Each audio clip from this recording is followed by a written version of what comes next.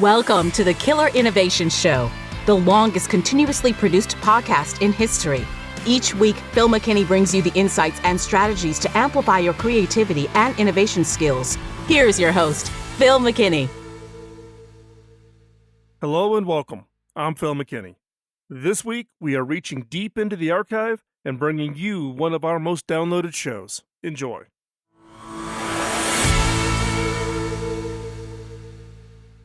Welcome to Killer Innovations. I'm your host, Phil McKinney. As many of you know, I teach a course called the Innovation Bootcamp. Now, I created this course probably a decade ago. I teach it 2 to 3 times a year, primarily in Silicon Valley, but I've actually got one coming up here in October here in Colorado. This is a 4-day course, so it's, really 3.5, but it bleeds over lots of times, so we call it a 4-day course, and it goes for 12 hours a day. It is truly a boot camp. It is pretty intense. Now, the objective for this course is to build the innovation confidence of the students, and we limit the class size to a maximum of 12 students per course. Now, 12, we go to 16, but it's really, we want to limit it to basically teams of 4 people working on projects throughout the course. Now, one common request that students have asked me over and over again, and also organizations that have sent people to take this course, they've asked for a 1-day version that they could take back to their organization and use with their teams there. Now, trying to take something that takes 4 days, 12-hour days, and squeeze it into one 8-hour day has been pretty daunting. And I spent the last year reworking the content and created a 1-day version of what we are calling the Disruptive Ideation Workshop. Now, it's completely different from the boot camp, because the boot camp, we spend a lot of time in doing exercises, and we include teaching things like prototype building, both physical devices, but also how do you run experiments, etc. So it's not just the same material squeezed down in time. We had to pull things out. Now, in this case, this 1-day workshop not only teaches a disruptive approach to generating more and better ideas, all built around the FIRE method, and that generates disruptive ideas throughout the workshop. The objective here is not just to teach, but to use this 1-day workshop so that you learn the skill, apply it, and at the end, have a pipeline of ideas that feed into the organization. Now, while we've taken literally hundreds of students through the boot camp, we've seen the impact of the 4-day course, and we needed to test to see if a 1-day workshop could have a similar high-impact results. So, 2 weeks ago, we tested the workshop with a class of 25 senior leaders from a single organization, and I can tell you that the results far exceeded everyone's expectations. Now, I was even a little surprised about the impact, because I was a little skeptical of could you put everything into a single day, and could you craft a training course, a workshop, whatever term you want to use, that could have high impact. Now, these students had zero background in innovation. They had never taken a previous course, and they rated low on their individual, what we call the Innovation Confidence Index. So how confident are they in their own ability to generate disruptive, breakthrough, game-changing ideas? And everybody in this group ranked low. At the end of the course, their innovation confidence skyrocketed. So it says that when you could take a material and create that kind of immersive, intense experience, you could transform.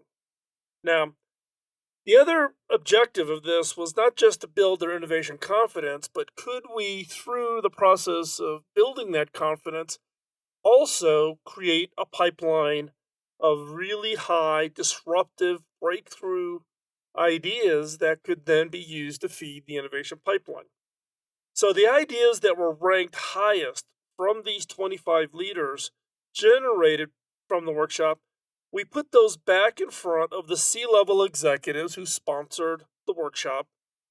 And what was shocking was is those high-ranking ideas were immediately selected by the C-level execs to go forward, to get funding, resources, encouragement, go make those happen. The C-levels described the ideas as what they called highly disruptive, and it's exactly what they were looking for. So not only did they get great feedback that the course material was good and was interesting and that I was entertaining as an instructor, right? But that they could absorb it, they could apply it, and they had proof of that application because at the end of that workshop, they had ideas that they could go forward. One of the leaders who took the course, we do these survey feedbacks whenever we do training classes, uh, described the day as, quote, learning disruptive ideation that generated disruptive ideas. Now, I don't think I could have crafted a better description of what it is we called it. In fact, just to let you in on the inside baseball, we called the course when we first taught it as Innovation Day. That's what this organization referred to it as. It was an Innovation Day. But we actually liked this feedback that we got from one of the students at the end of the day. So we named the workshop Disruptive Ideation. So it's not just about learning how to disrupt the way to ideate, but actually to generate ideas that are disruptive. So, what do I mean by disruptive? Disruptive has a lot of terms and we apply it at different areas. The way we've referred to it as causing or tending to cause disruption. It's innovative, groundbreaking, unconventional, unorthodox, off center, unusual, unfamiliar, unprecedented, groundbreaking, pioneering, trailblazing, revolutionary, radical, advanced, newfangled, state of the art, whatever term you want to use. It's about coming up with ideas that are innovative and groundbreaking and unconventional and unorthodox and off center, unusual, and trailblazing and revolutionary and radical. And given that ideas are generated by people, having more people with the confidence to innovate will result in innovations that will create competitive advantage for this organization. So, why am I talking about this? This is not a sales pitch around, hey, use this workshop. We'll talk about things at the end of the show about how we can help you with your own workshops. But use the experience. We're going to spend the rest of this show today to share with you how this course came about. How was this course structured? What is the content in this course? So how did we create this one-day course and how you can think differently about training your teams, how to build that innovation confidence, how to build that innovation skill set within your organization. So we're going to open the kimono and share with you the course, the content, what worked, what didn't work, what would we do differently if we rewound it and went back to the beginning. And the important thing is, what are the insights we learned in creating this course? We spent a year really thinking long and hard about what should be in a one-day version versus coming off of the 4-day innovation boot camp. And so that's what we're going to discuss today. I'm going to walk you through how I created the course outline, and the course content. And just as important, all of the key elements that had the biggest impact on the overall success. Now, we've tested this course once. I'm just putting the parameters on it. We've tested elements of it. I've done, sections of it as part of one-on-one coaching sessions, etc. But this is we put it all together. We did it for these, 20 leaders inside of this organization. And I'll tell you, it was a long day. We started at 8:30. We ended at 5 o'clock. But I was standing literally the entire day because it was really me teaching the course. I had other people in the room to help with the exercises, etc. But I could tell you at the end of the day, one, I was tired, but two, I was just amazed at you could take this material, deliver it in a single day, and see measurable market leading impact from the standpoint of the confidence in these people that they could walk out of that room and apply that immediately the next morning when they got back to their desk or the next time they put their team together. The Disruptive Ideation Workshop is built around two major objectives. Objective number one, teach a disruptive approach to ideation, an approach that will radically increase the number and quality of the ideas that a person or team can generate. That's the ultimate. Number two, objective two is through the process of learning, apply it to a real world problem facing that organization. So at the end of the workshop, there are a ranked set of disruptive ideas that the organization can immediately take forward. And we needed to achieve both objectives, teach a disruptive approach and generate disruptive ideas through the process of learning, and do this in a 1 day course. Now, to teach this, we need to teach one, some basic background and some basic skills.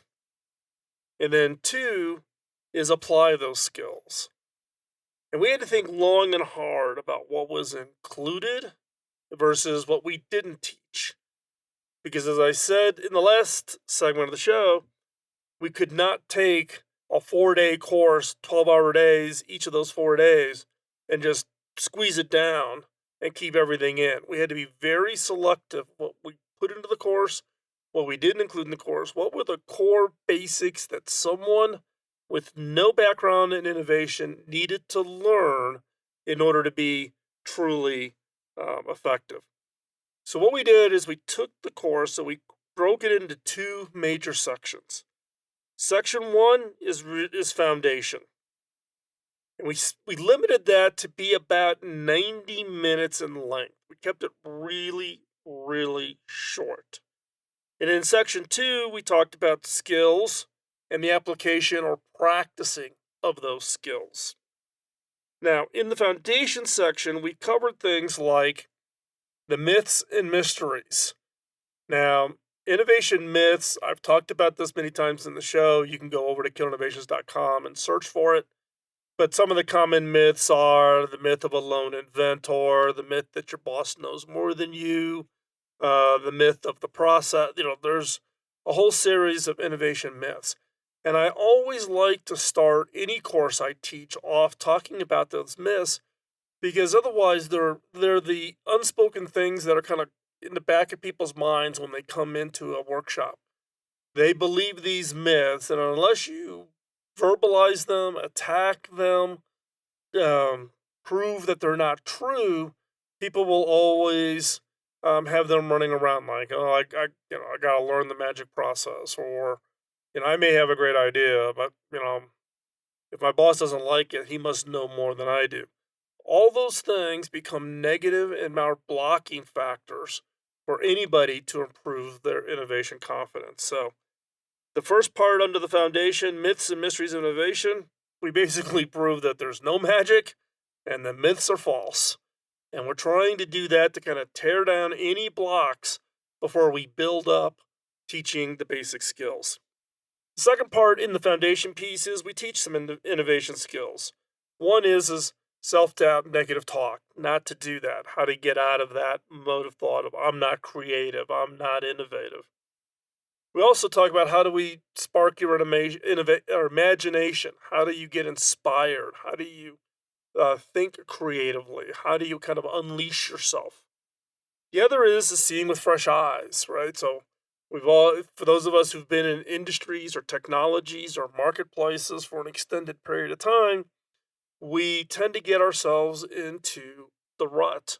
And so how do you look at things with fresh eyes? So that's just a sampling of what we would teach, what we call basic innovation skills. These are things that would cause us to be more observant, open to new ideas, less, self-judgment, and use that as kind of again, a foundational piece, and important to get those in place, get people comfortable that yes, you can be creative, and you need to change, in some cases, how you look at problems and opportunities in different ways. The third area we teach in the foundation section is innovation antibodies. Look, we all run into the innovation antibodies. These are the people who tell us that, it'll never work. We've tried that before. We can't afford that. I'm the expert. Let me, so, no, we're not going to go that direction. Whatever it is, there's thousands of excuses that innovation antibodies will come up with. And as a result, you've got to be prepared to say that as you go through the process of creating an approach to do disruptive ideation, you're going to have people who are not going to like your ideas. And in fact, they may attack your ideas, and they may actually, in fact, attack you. And I've talked about this before, so it's on previous episodes. I've blogged about it, about dealing with rejection. In fact, there's an episode of 5 Minutes to New Ideas where I just focused on being rejected and criticized, and I tell the story of Renoir the painter. So hop on over to philmckinney.com. You can find it over there and check that out. But we teach about innovation antibodies, and we also give some tricks and tools on how to get around them. And then the fourth area we cover in the foundations piece is what we call the innovation framework. This framework, which is based on FIRE, is key to everything we will teach in this section 2. So this is an important piece. So we teach FIRE. This workshop, however, is just focused on the F, I, and R: focus, ideation, and ranking. The E part of FIRE, execution, is not one that lends itself to a one-day course. We're not going to go in and teach how to do prototypes and how to do market tests and validations and those kinds of things. The purpose of this is just ideation. How do I create the focus where I'm going to search? How do I ideate those ideas, and how do I rank them so that I know those are the ones I want to spend the time on? So focus, ideation, and ranking. These three elements are really the fuel for execution, for your innovation funnel, your innovation pipeline. Now, we kept this section short and to the point, about 90 minutes or so, enough to give them a foundation with not grinding them through a typical talking head course. We also covered adapt and adopt. And what do I mean by that? We emphasize that they should take what they will experience throughout this one-day course and feel comfortable to adapt those skills so that it works within their organization. Don't think that they get structured in a set of rules and I must do step 1, step 2, step 3. We want to build in that flexibility so it's easier for an organization or easier for a team to apply it. As I say in every course, you need to tailor your innovation approach. So research everyone, including what we're doing, and then steal from the best. And so this foundational piece is key. Next, we'll talk about section 2, which is really around how to teach those skills and give them exercises in those experience. In the second half of the Disruptive Ideation Workshop, we walk through each of the elements in FIRE: focus, ideation, ranking, and execution, and have exercises that allow them to apply that to a real problem statement. So skill number 1, focus. Focus is about defining the problem. Having a clear problem statement is absolutely critical. For instance, a bad problem statement would be, we need new product ideas. Now, a better problem statement would be, our customer segment is shifting from X to Y, and as a result, we are being impacted a certain way. Okay, that's a better one. An excellent problem statement would be based on a BHAG, bold, hairy, audacious goal. President Kennedy, best BHAG ever created, was, we will put a man on the moon before the end of the decade and return him home safely. You need a clear problem statement. Without a well-defined problem statement, everyone will jump to generating ideas to solve something that is not clearly understood. In the boot camp course, we spend a half a day having the teams craft their problem statement. For a 1 day workshop, you can't do that. So we did our homework with senior executives in the organization and crafted a draft problem statement. So the exercise was for the teams to review the draft and revise and edit. The goal was to have a problem statement that would be used throughout the rest of the day without the exercises. And this is important because whenever you're going to start an ideation effort inside your own organization, spend the time thinking about the problem statement. Famous Albert Einstein um, quote is, if he was given 1 hour to save the world, he would spend 55 minutes defining the problem and 5 minutes solving it. So spend the time defining the problem. Skill number 2, ideation. So we walk through the use and power of the question to generate more and better ideas. And we demonstrate the use of the killer question card deck, and we give those out to everybody in the workshop. We set the ground rules for ideation, no judgment, no criticizing, etc. And then for the problem statement, exercise number 1 is what we call individual ideation. Everybody sitting at their table with post-it notes, crank out as many ideas as they can. Rules are no talking. At the end of that exercise, everybody takes those post-it notes, puts it up on a flip chart, and you group them together, the ones that are kind of common, duplicative, similar to. Then exercise number 2 is team ideation, which is looking at those ideas, pick an idea that is not yours and improve upon it.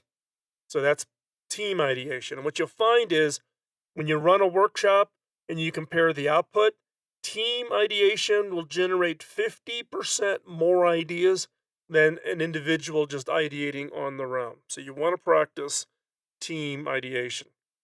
Skill number 3, ranking.